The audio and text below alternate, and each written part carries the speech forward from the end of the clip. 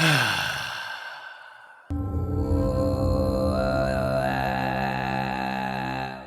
right, I'm here with a man named Stef Sifandos.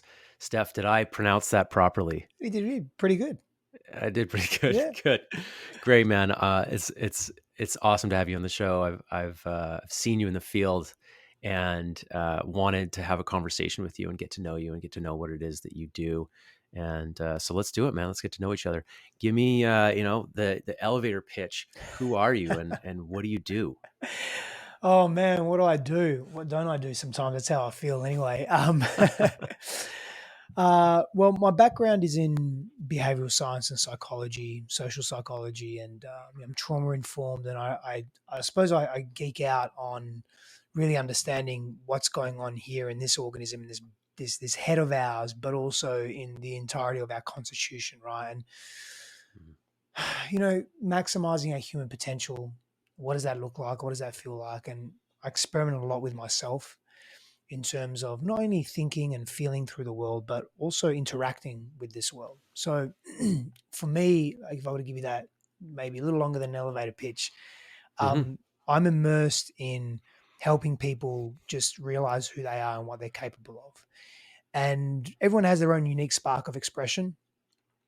But for me, it's clearing the clutter of the past. I see so many people, including myself, that have been sort of held back in life by what their past experiences have been. Maybe it's trauma, maybe it's difficult experiences, maybe it's a belief system that has limited them in really being themselves. And as a result of that, there's this compensation that Mhm. takes place, these compensatory strategies that aren't really real. And so I noticed there's a heap of unreal people just moving through the world, interacting with each other in almost false ways, just wearing masks because they're so scared of themselves. They're so scared to experience life fully. And I was very much that person, and can sometimes still slipstream into that. Right? I can still sometimes today put that mask on because I'm feeling insecure, or I'm not feeling myself, or I'm feeling disconnected, or I'm just not happy, or I'm overwhelmed, or whatever it is, right? And I'll go back into these contracted strategies. And what I find is that so many people, they stay in those contracted strategies, and that becomes their persona and their identity. And Mhm. and I think that just creates more distance. And I think we see that in the world today, right? Like when we really peel back what's happening, and not to turn this into a political conversation, but we're seeing people that are leading large organizations and large groups of people that fundamentally haven't dealt with their pain. And they're Right. they're reactive, and they're fearful, and they're in the sympathetic nervous system response, and they're making decisions, and we are making decisions from that place. So big part of what I do in the world is helping people not make decisions from that place. And in order to do that, Mhm. it's about closing loops of trauma. It's about applying healing to the places that are really hurt, somatically, through the body, particularly, and really helping the body heal and feel safe enough to explore what hasn't been explored before, that is generally just numbed and numbed and numbed and avoided. And so, in short-ish, that's sort of what I do in the world, and that's what I'm passionate about, is really helping people through, transcend older versions of themselves. Mhm. Beautiful, man. That's a really great synopsis of what you do. And yeah, just to rewind sort of towards the beginning, like the concept here is that um, you know, a lot of us don't know it, but the way that we are now is influenced by the past, Mm, and we've become identified with it. mm, So, uh, I may have some harder edges. I do have some harder edges. I can be really stompy, and um, I can I can get sharp and intolerant with my partner and my friends when I'm stressed, and I become identified with, like, I am this way, and it's how I have to be. mm, My mind is very attached to that way of being. It's my solution. I'm stressed. There's a lot going on, and so I'm getting things done as fast as I can. And you need to get out of my way. That's kind of like what I do when I'm stressed, right?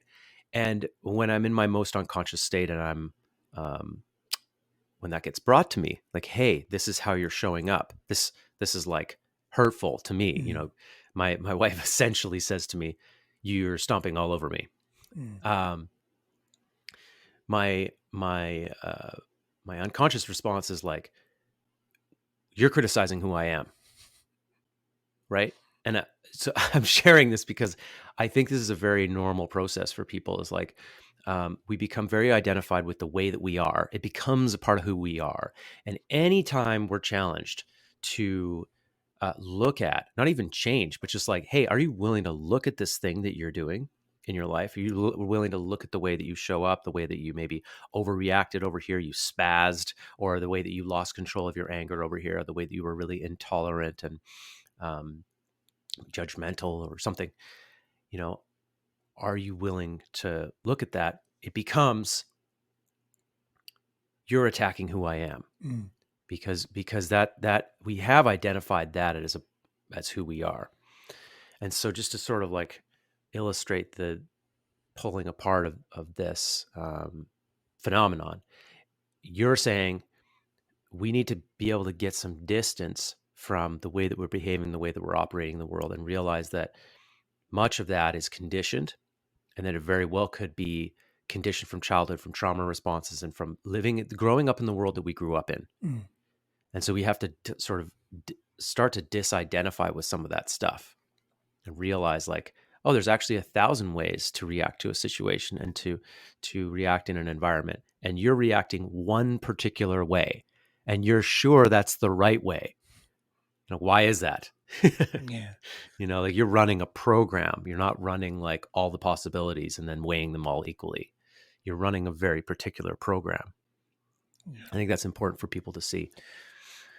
For sure, man. And your depiction of how you can be is very, very similar to how I can be. If I'm stressed and overwhelmed, I'm projecting, I'm taking it out on others, I'm agitated, I'm short, I'm abrasive, I'm passive aggressive, sarcastic aggressive, like in the more extremes, right? Like that's how I am. And that's how I deal with the stress is I go deeply into doing mode, and it's all about the accomplishment because that gives me the sense of gratification and validation that I need to feel better about myself, because essentially Mm-hmm. I'm not dealing with the uncomfortable feelings that are arising as a result of putting too much pressure on myself. And I'm putting the pressure on myself because it's a familiar pattern, and I think if I put more things on my plate and more pressure on myself, that dad will love me a little more, and that's the unconscious projection, right, at some Mm-hmm. level. And you're absolutely right from my perspective is that we choose one way. And one of the reasons is that we choose one way is because it becomes a physiological habit, right? And it becomes an access point that's just quick to go to. It's worked in the past, it will work again. Yeah, it's caused some issues, Yeah. but it's worked, right? Like Mm-hmm. here's the goal. We want to get to that goal as and the masculine wants to get there as efficiently and as effectively as possible, direct, linear fashion, and we're going to do whatever it takes. And when it Mm-hmm. becomes a habit, it becomes easily accessible, it becomes familiar, but more importantly, it becomes safe. And now Yep. we feel safe in the chaos. And that's the fucking interesting thing is that we feel safe in the chaos. And I thrive in chaos, and at the same time, I dislike it so much. Yet Yep. there's an addiction there. There is a physiological addiction to that. And so a lot of my own work has been really trying to break that, doing my best to break that pattern, look at the potentiality. I look at all the potential that's there, including the mirror that is my partner and my friends and the people in my immediate environment, my clients, people that I just associate with, and how they're mirroring back to me a different way of being. And whether I Mm-hmm. choose to see it or not, really comes to fundamentally how safe I feel in my nervous system to be able to receive new information. And when I say safe, I'm not talking about, oh, I'm in a war zone and I don't feel safe. I'm talking about a familiarity and be safe enough to explore the unknown, because the familiar is so known. There's a certainty there, and we fundamentally don't like certainty. We look at how we've evolved. Uncertain times and uncertain situations have often proven to be deadly, back in hundreds of thousands of years ago, millions of years ago. So there's something within us that still is wants to move away from uncertainty. And a big part of my practice has been deepening certainty, deepening my comfort and my level of comfortability with uncertainty. It's been something that I've been Mm-hmm. practicing for years, and it takes a minute sometimes. Right. So practicing being in the unknown, practicing trying new Yeah, things, running new yeah, patterns, trying on a new yeah. program. I'll do that deliberately. Like Mhm. even something interesting. Like we were before here, we were saying, "Oh, this isn't working. Try Chrome, try Safari, you're on Brave, and all of that." And it's Yeah. like, well, Yeah. let me just run a new operating system. So let me get off Chrome. Chrome's not working. Let me jump on Brave or whatever it may be. Let Yep. me download Brave. Let me work that out. And there's a level Mhm. of unknown there. Like how long is it going to take to download? Is it going to work well? Are they going to spy on me? Like who is they? Like all of that. but let's Yeah. just immerse in the unknown. That's a simple example, right? Like Hmm. taking a new route or route to work every day. Like that's some unknown as well that is relatively safe for most people. Uh-huh. So yeah, so there's trying new things. There's stepping into the unknown. For the client that I was working with this morning, trying new things, stepping into the unknown is sitting down with his wife and eye gazing with her Hmm. and just having an emotional clearing and telling her what's going on in his mind, what's going on in his emotional body. Mm, That's very confronting for him mm, because he is willing to admit with me, emotional intimacy is scary for me. mm, I've been betrayed so many times. I've been mm, hurt so many times. And so that's a stretch for me. So there's the trying new things. How do you how can a person bring a level of safety, like you're saying, to open up that possibility? If it doesn't feel safe enough, you're just going to default back, right? And you've seen that, I've seen that. You certainly see it in group work, group therapy, men's groups, where like, mm, we're bringing a certain kind of amount of fire to a guy and he goes mm. shut down. Yeah, We're trying to just help checking him. out. We're bringing him love. Yeah. Like we're giving him energy that's loving, but it might be a little bit challenging. And click, a response goes off and his eyes are almost rolling into the back of his head. Mm, I've seen that so many times. mm, So we're in new territory for him, but it's also triggering, old territory. How do you create a level of safety where the person or yourself feels comfortable moving into that new mm. territory? Yeah, I mean, simply put, there's probably only quote unquote one way to do that, and then there's from that one way, there's infinite ways and methodologies and practices and techniques that one can use. But essentially, it's self-regulation. It's regulating your nervous system. Now, the interesting thing is that one of the ways that can be enhanced, and I'll give you some tools, I'll provide some examples in a moment. But one of the ways that can be enhanced is in the presence of safe, compassionate, loving individuals. Groups or an individual is will work both well. And so, where that individual that hasn't experienced safety before, that has experienced volatility and uncertainty in their family dynamic, perhaps, or they were bullied at school, or they didn't know what they were going to expect when they came home because mum or dad were an alcoholic, or whatever it may be, right? Is if they're able to share some of their secrets, their unknown with other people, and that can be received in a compassionate, empathetic, loving, understanding way, that is applying healing to those parts of that individual that are wounded, right? And that individual is practicing to protect in their coping strategies in the way that they are in the world, which may push people away or may be aggressive or may hide from the world or whatever it may be. And Hmm. so then in that presence, they get a real life example of, oh, it can be different.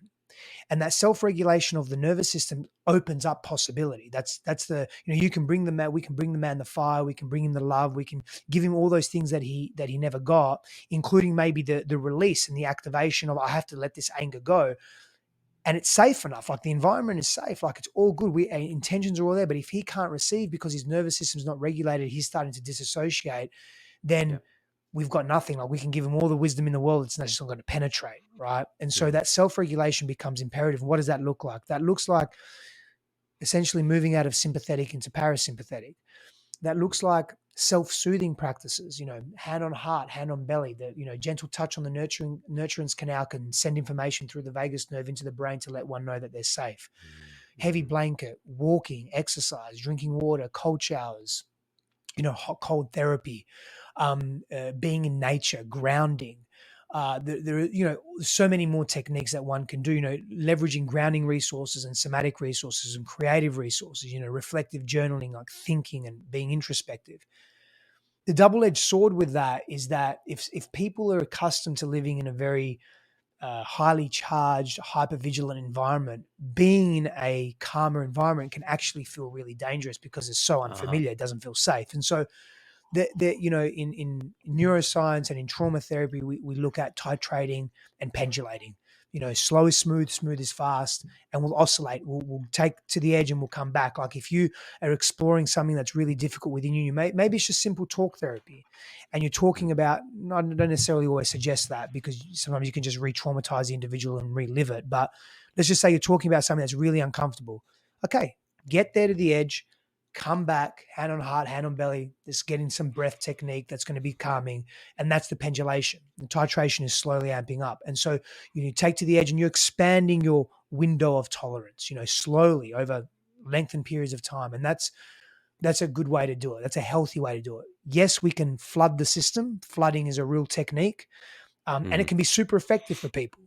However, it can also be really dangerous. And so that titration and pendulation is a really powerful way to self-regulate. And when a person begins to self-regulate, like from my own experience, when I started to be able to take myself to a really uncomfortable place internally, mentally, and emotionally, and then say, "Whoa, this is too much. Let me come back." And I was able to do that myself. Man, the Mhm. confidence that it gave me confidence to go a little deeper because I know I could pull myself out of that if it's too much, right? And that gave me permission to explore, and it helped me relax a little more and feel safe in, oh, this is cool to be in this state of relaxation. I don't have to be hyper vigilant all the time. And that takes time to do that, but it's deeply, deeply rewarding Uh-huh. and deeply liberating.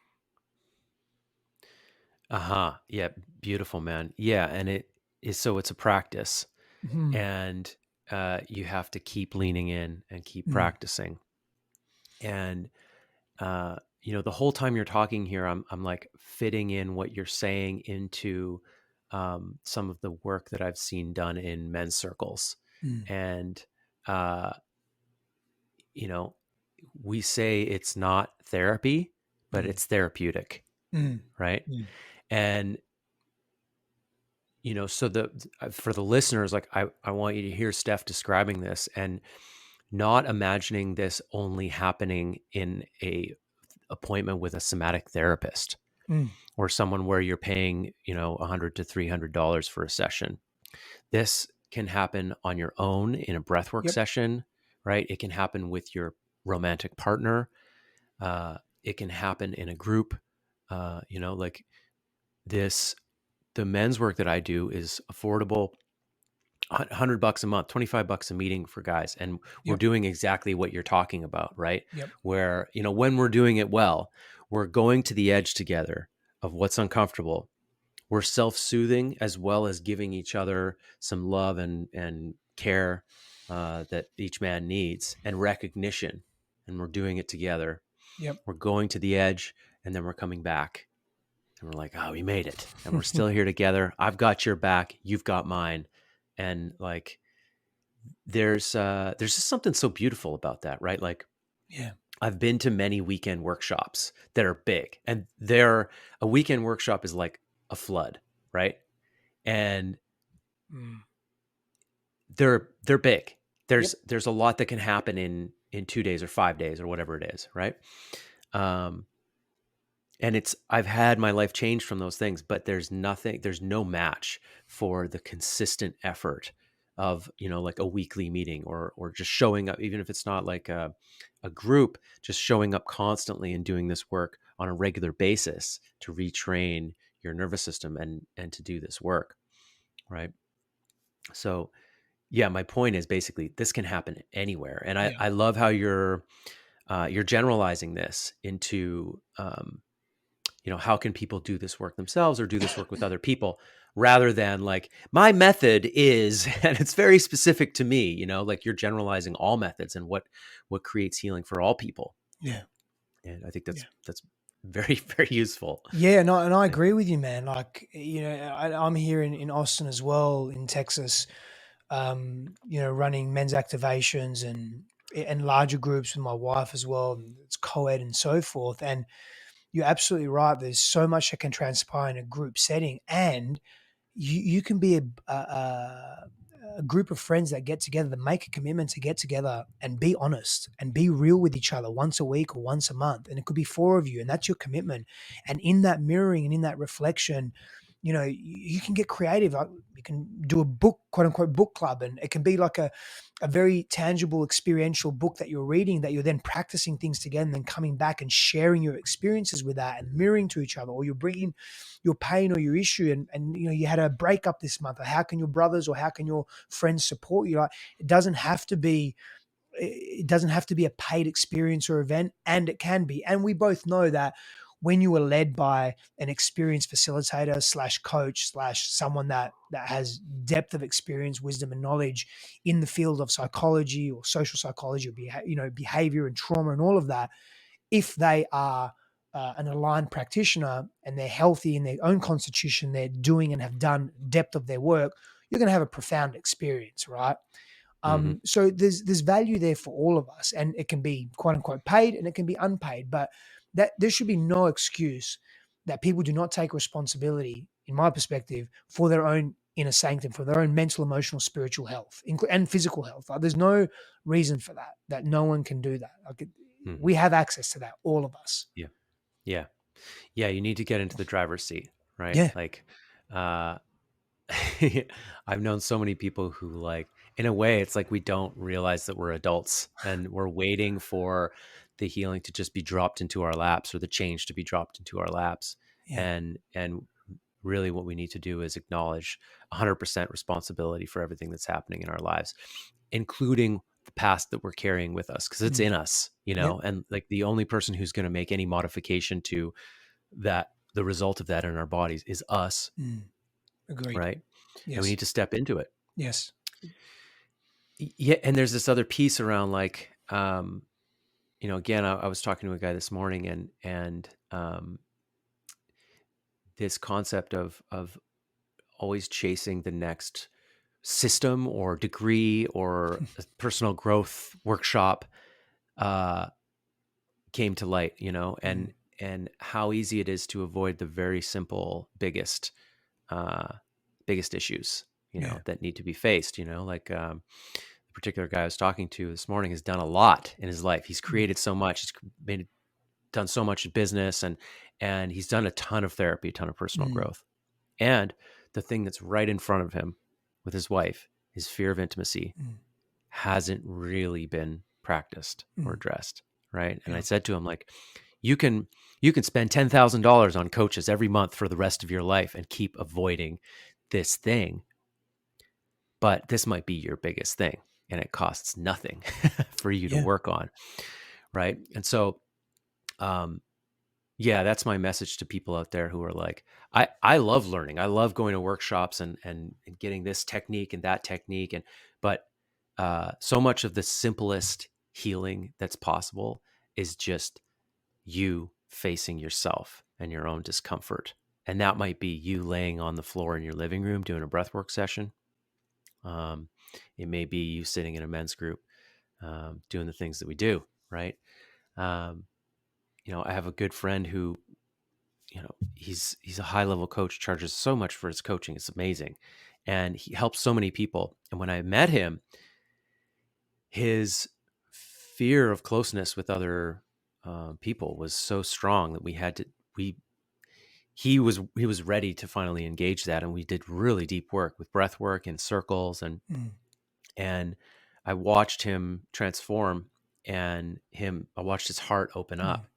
And for me, it was like a really amazing opportunity to see how, like, yeah, people can be so successful in their lives. They can be fantastic therapists and coaches, you know, and still miss some of this core work that needs to be done, And one of my favorite moments with him was where he was in a group with us, and he had admitted that, like, he was afraid to be seen and to be, like, intimately seen and then rejected for who he is, because he'd been bullied as a child Mm. by his siblings, and told that, like, severely bullied, told that he should kill himself. And he brought up that pain, and the instinct was to close in, right? And he was encouraged to stay open. And we laid him down on the ground as he was crying and breathing heavy. And we all sat around him in a circle and looked down at him. And the guy that we were working with, facilitating, just said, keep breathing and keep your eyes open and just look around at all these people. And we had our hands on him, Yeah. just Diffuse regulating. shame. Yeah. Yeah.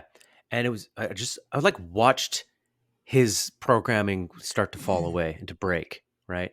And for him to see, like, no, we're not going anywhere. And we see you in your deep pain, and we're not judging you. We're with you. We empathize with you. You're safe, you know? Mm. Um, and so that work gets done in 1,000 different ways. But I hear you. It's about, you know, safe space, about going to the edge with other people, ideally, Mm. but you can go there by yourself, Yeah. and then coming back and building your own resiliency. That's one of the reasons why I'm a fan of psychedelics as well, because it creates, like, for me, it's like when it's intense, I'm like, oh my God, I'm going to die. I think I'm going to die. Yeah. And breathing through that moment of discomfort and just uh, coming to a place where I'm able to self-regulate, self-soothe, create safety in my mind. Mm.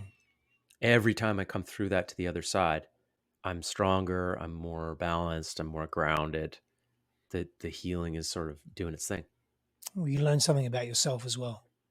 Yeah. You learn something deeper about yourself. And often we can very quickly, to your point earlier, we can very quickly replace coaching and courses and deep dive immersives with the success that we generate in the outside world, particularly for men. It's not the next company they're building, it's the next coach that they're hiring. And the simple thing that they need to do, that we need to do, is just sit with ourselves. Literally just sit with ourselves in stillness and silence, and be in our own sense of self, and just get curious. And we don't do that because it's very confronting, because when we sit with ourselves long enough, or we remain with ourselves long enough without external distraction and external validation, the layers start peeling off, right? Mm-hmm. And I heard an interesting story once, and I'll give the abbreviated version. God, in all his glory, was sitting contemplating where to place the secrets of the cosmos, right? And contemplating for eons and eons and eons.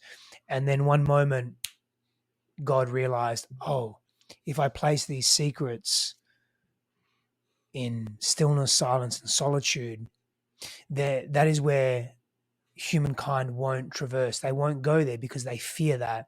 And if they do go there, it will be a secret or a wisdom well earned. And we all know that something well earned is carries greater value, right, and greater Mm-hmm. appreciation. And so the thing that we often just need to do, which is just be in our own space, and we're never truly alone, right? But just be in our own space. We avoid like the plague because there's so much fear of seeing our true selves. And then when we do that, because we're relational beings, and we do that in depth of earnesty and honesty with others, again, just super, super confronting. Uh-huh. Words needn't be said, but that's the thing that we avoid the most. Uh-huh. Yeah, the uncomfortable silence. I used to I didn't run the treatment center. I was a part of the start team that created a treatment center for young men in Alberta, Canada, a drug addiction treatment. And it was a camp out in the wilderness, and we had 90 days with guys. And Mm, luckily at that time it was government funded, so we just, like, any guys could go if they applied, and we'd have 10 clients at a time and like 10 staff at a time. It was amazing staff to client ratio setup. But we would have guys come in, and we would have lots of time to ask them about, like, what is your deepest fear, mm, and what we did there was essentially what you're talking about, where we challenged guys to lean into their discomfort and start to get comfortable doing that.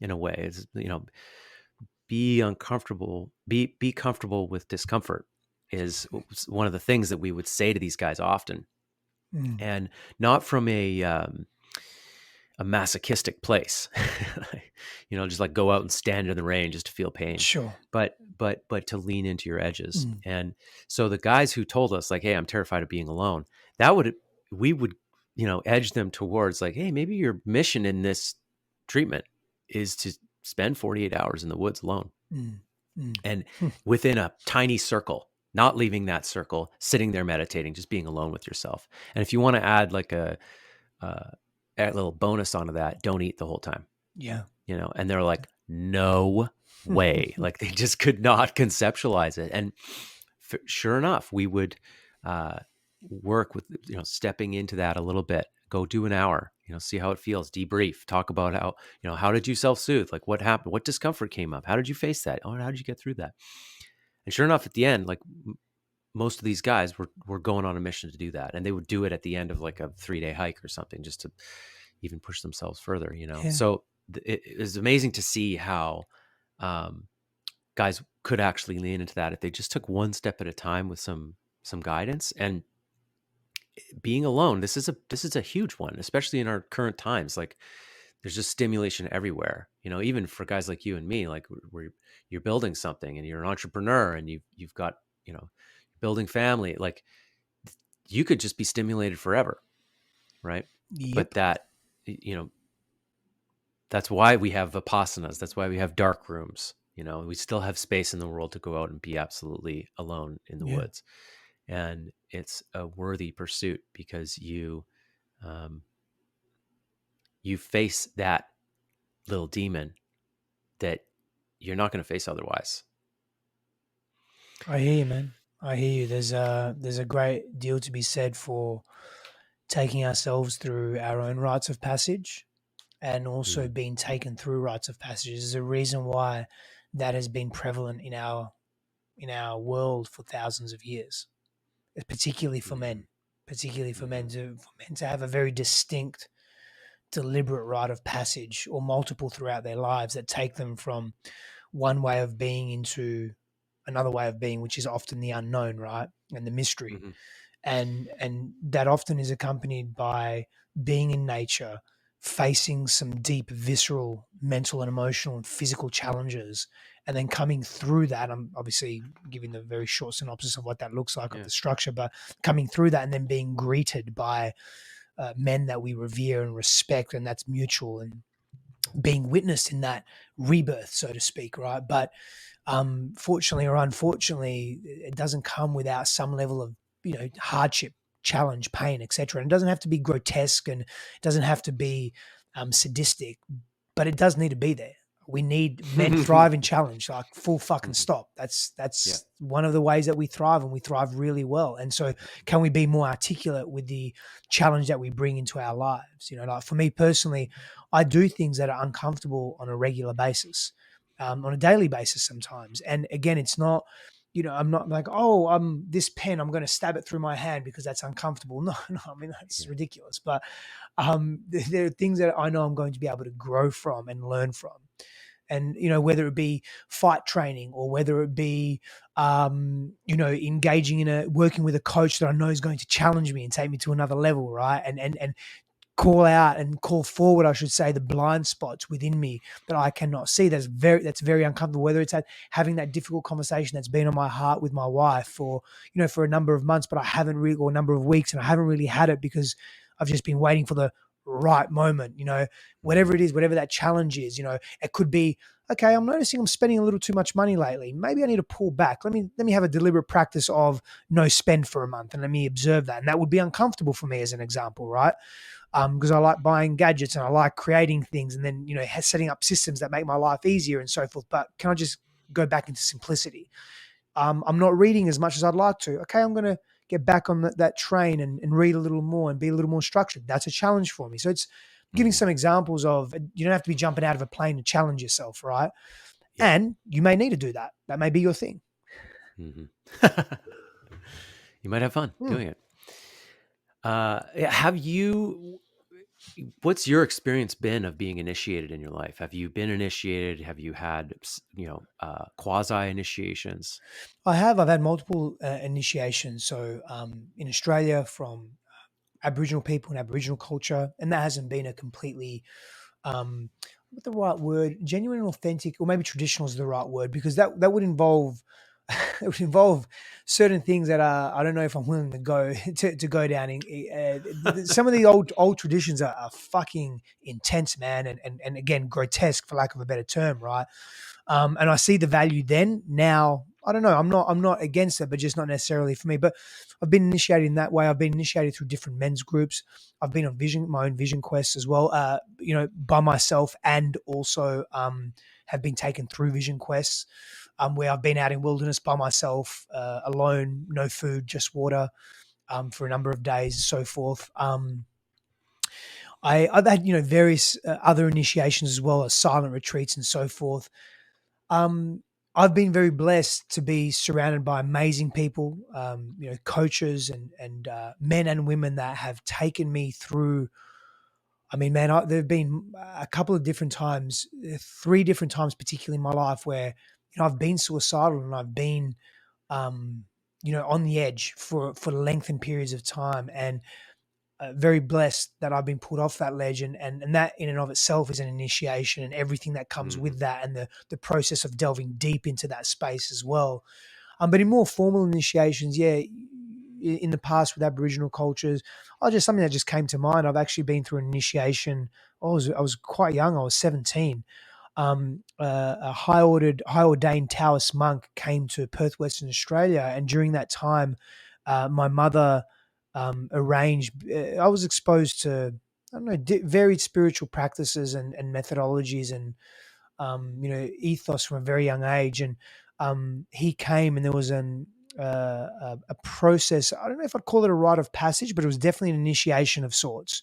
So there's that. I've been initiated in different ways in my martial arts practices as well over the years. So in various forms, depending on how you look at it. But there's more.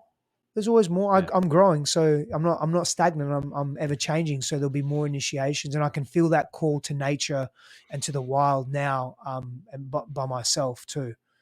Hmm. Yeah. Yeah. Thank you for sharing all of those different eh, pieces. I think that's probably the general experience of modern men, Mm, is that we're not initiated in one way through one culture because we're mm, all mishmash. mm, For most of us, mm, we have an eclectic mix of ethnicity in us, and religion, and where we're located is surrounded by different ethnicities and traditions, and if I could divide up the two ways that you were initiated in various forms, it was like in one, you were initiated by life, right? Like, mm.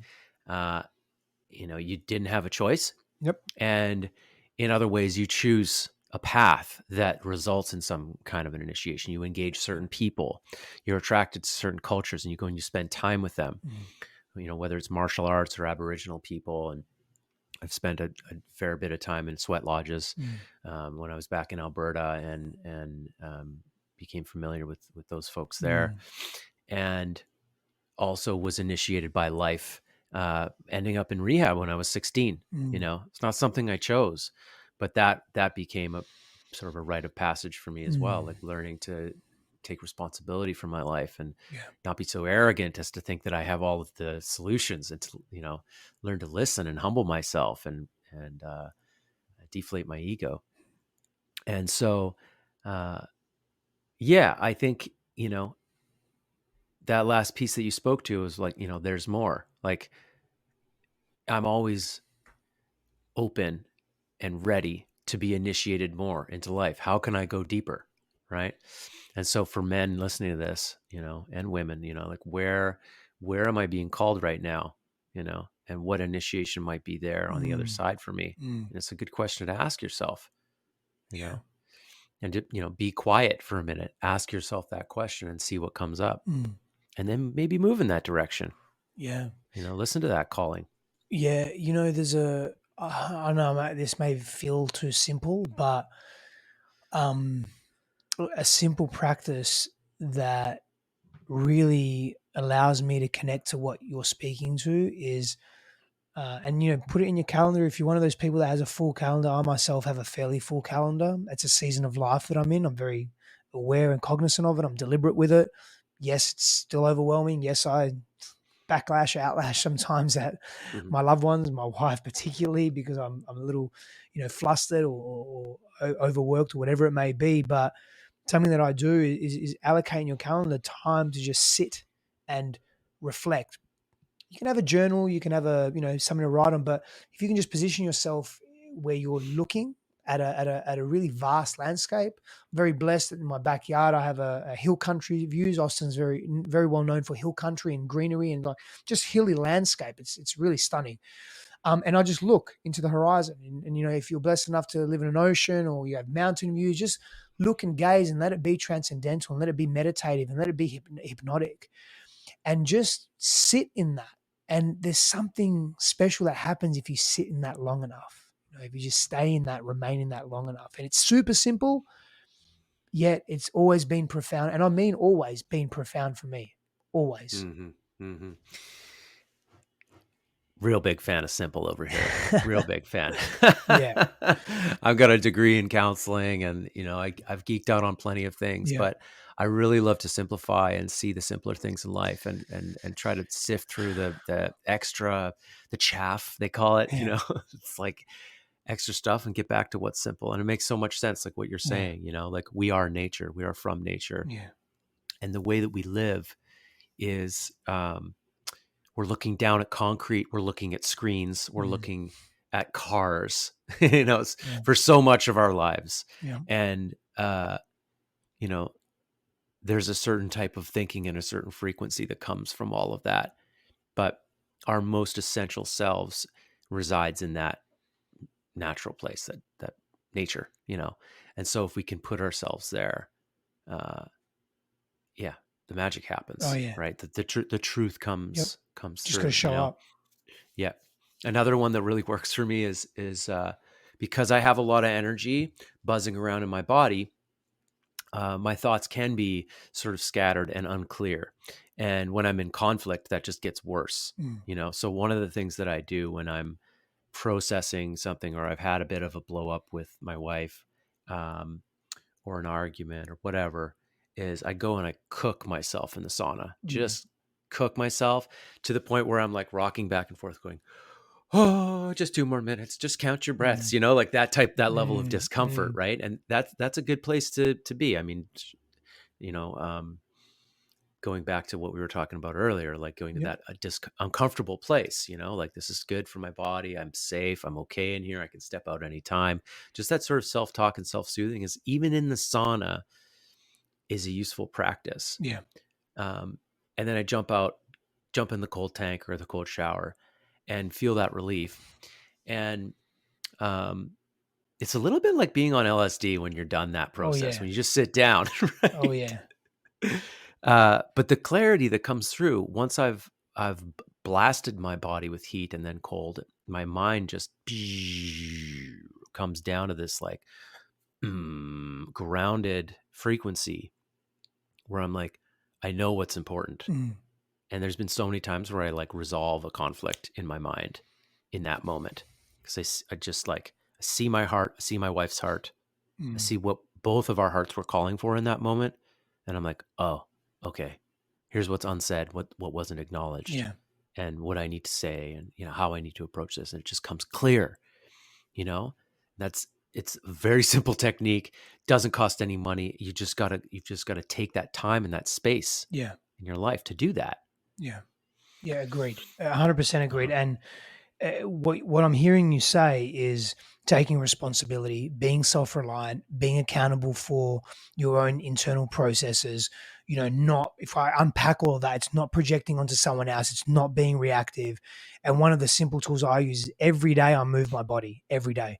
Now, every day, if I really look back at historically, my day's gone like it's pretty much there'll be some level of intensity, whether it's Uh-huh. 5 minutes or whether it's an hour or even longer. There is some level of intensity. I move my body, I train my body, I challenge my body, I lift heavy, I lift volume, I I take my breath and my body to places that are very fucking uncomfortable. And there is reprieve in that, and there is clarity in that, and there is openness in Mhm. that. And it makes me a better person. It makes me less agitated. It gives me context into the areas of my life and the microcosms of my life that I can't see. Yet somehow I'm able to access them in that intensity when I'm flirting with the edge of disaster. And there's Mhm. something really powerful about that, and the confidence that comes from that. Not the arrogance, the confidence is truly profound for me personally. It's something that we're made to move. Humans are made to move, particularly men. We're made to challenge our bodies, and that's how we build our bodies. That's how we develop resiliency. It's one of the ways Mhm. of many that we develop resiliency, and as you mentioned that earlier. And so I'm a big fan of that as well. Big fan. I just got cold plunge delivered to my place recently. I love the cold and dislike the cold, but love the cold. And I have my, Yeah, yeah. my infrared sauna there as well, and it's all sweet, man. Yeah, me too. Dream life, man. When you reach that level where you've got your own sauna and your own Yeah, cold tank. I remember when I couple of years ago, that's sort of where we got to. And I was like, wow, I don't need anything else now in my life. Like I can get through anything with this. Yeah. Beautiful, man. Thank you for taking the time to have this conversation with me. I think we could probably talk for 3 hours and Yeah. really just dig deeper and deeper and deeper. I And agree. so I think you're one of those guys that, uh, when I want to have a longer conversation or dig into a specific topic, and you're one of those guys I'm going to reach out to, and we can do something again here, do a part two. 100%. You and I talked about digging into uh, what's important about a person's relationship to their mother, Mm. what's important about the relationship to the father. How does that affect you in adulthood? Mm. And everybody's got a different story, but how do we reconcile the things that happen to us with our parents, and Yep. deprogram and move forward? And we didn't get into any of those specifics, and I'd love to one day. So Yeah, for sure. Let's um, do it. yeah, thanks, brother. And it's good to get to know you. I mean, this is the first time we've met. Yeah. you know I'm Ben Goreski. This is the Evolving Man podcast. It's great to meet you. And yeah, thanks for sharing your wisdom and your energy with my listeners, man. Yeah. Thank you, man. How can people find you if people want to work with you? Like, what do you got? Where can we find you? Yeah, of course. Thanks, man. I appreciate that. And likewise, amazing being here and amazing getting to know you as well at a deeper level. And I'm sure that will continue too. We move in similar circles, of course. Yeah. So yeah, people can find me on social media at Stefanos Sifandos. My website is stefanossifandos.com. If you want to apply directly to coach with me one-on-one, I currently have a wait list, but depending on where we're at, but coachwithstef.com. Trying to think of what programs we have available at the moment. We're running an inner child workshop literally today all weekend, so that will pass. But that's an amazing workshop my wife and I run. We have a beautiful journey and program for women that's coming up. It's called Be the Queen. It'll be like our fourth or fifth time that we've run this one, and that starts in November at some point. And that's just a beautiful journey arc for women that are looking not only to find and create that love in their lives, but to also clear the clutter of the past. Mm-hmm. It's an amazing journey that my wife and I, Christine, take the ladies through. And then the amazing things here with MPowered Brotherhood, MPB movement here in Austin, and we're Uh-huh. branching out. The men's work that we're doing. But yeah, just amazing things happening, man. Like I said, I feel really blessed, Ben. I've got amazing things going on in my life at the moment. Yeah, beautiful, man. You got so much going on, and there's a part of me that's jealous you're in Austin and connected to so many of the guys that I've had my eye on, and Yeah, some of our friends down there. yeah, We wanted to drive down and spend some time in Austin this winter, but we're gonna have to do that uh, maybe in a few years. yeah, Yeah, I yeah, would love to meet Preston and Aubert and yeah. a lot of the Aubert's guys down great. there that, Yeah. So yeah. is Preston. Yeah. So they're all part of Uh, MPB. As Preston, uh-huh. myself, and Garen Jones, we're founders of MPB, and Aubert is a very close part of us as well. He lives here, and I have a lot of reverence for Aubert, of course, and Preston and all the guys that we work with here. We're doing great Yeah. work. Yeah, right on, man. Good for you guys. Okay, brother. Thank you for taking time in the middle of your workshop to Got it. record this episode with us, and we'll get it out as soon as we can. And thanks again, brother. Thank you, We'll see you brother. soon.